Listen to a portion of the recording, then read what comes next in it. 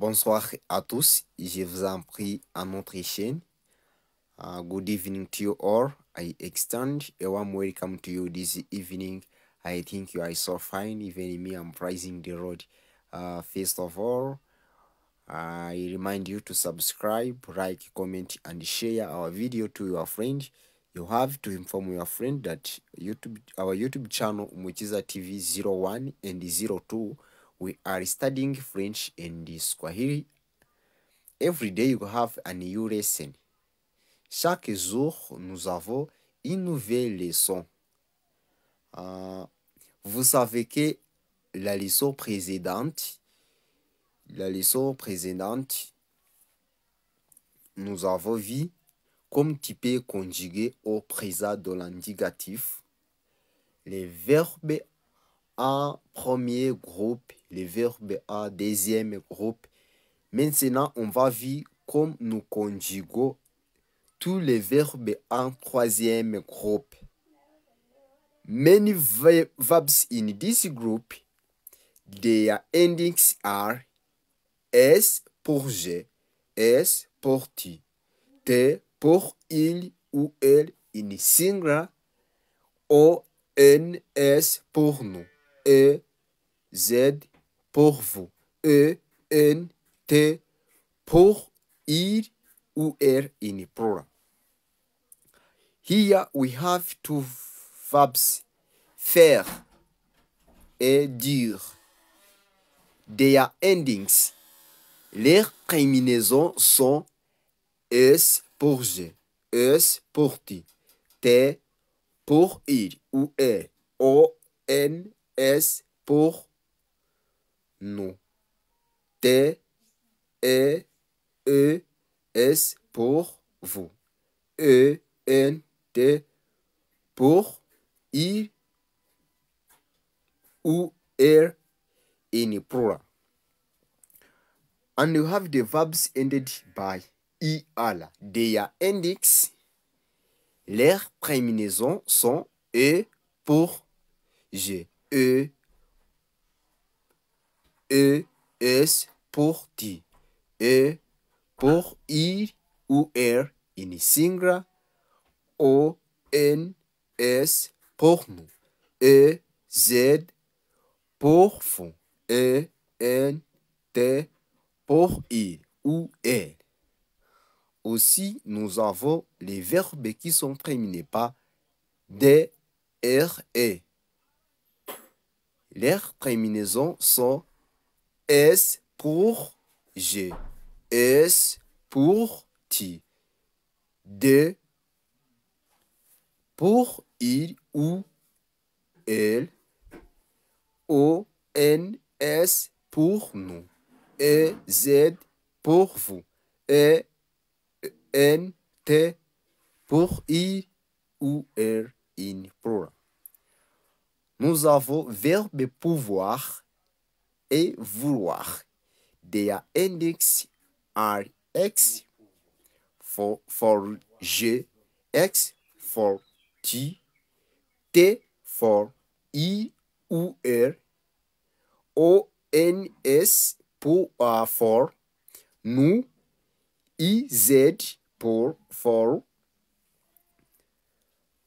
vous, I, N, T for I ou elle.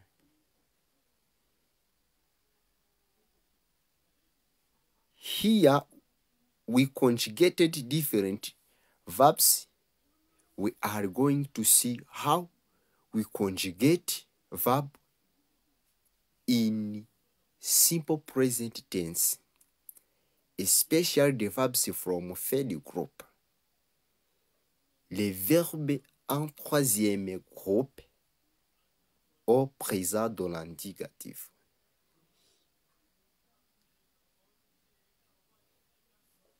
Nous commençons avec aller, verbe aller.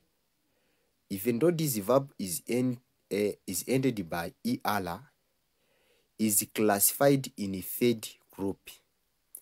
I explained that in the first video about simple present tense in French.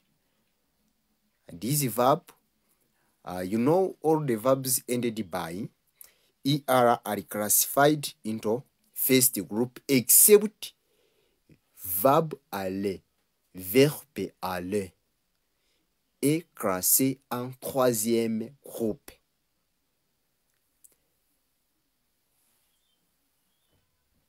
Je vais, tu vas, il va, nous allons, vous allez, ils vont. You have to repeat after me. Répétez après moi. Et je pense que tu seras capable de parler le français. You have to repeat after me. You will be able to speak French. You will be able to read French. Allez, je vais, tu vas, il va, nous allons, vous allez, ils vont. Allez, to go. Faire, to make. Je fais, tu fais, il fait, nous faisons, vous faites, ils font. Mettre, to put. Je mets, tu mets, il met, nous mettons, vous mettez, ils mettent. Dire, to say. Je dis, tu dis, il dit, nous disons, vous dites, ils disent. Savoir, to know. Je sais, tu sais, il sait, nous savons, vous savez, ils savent. Devoir, must, to have to. Je dois, tu dois, il doit, nous devons, vous devez, ils doivent. Les présents des verbes du troisième groupe. Comme je dis, les plus souvent, as I said, the many verbs in this third group, their endings are S, S, T, O, N, S, E, Z, E, N, T. Many verbs use these endings. Mais les verbes qui sont terminés par D, R, E, leur terminaison, their endings are those one in green color. Then vouloir et pouvoir, their endings are this one. The endings of the verb ended by D, ala, E, their endings are this one, are here. You have to watch this video again and again.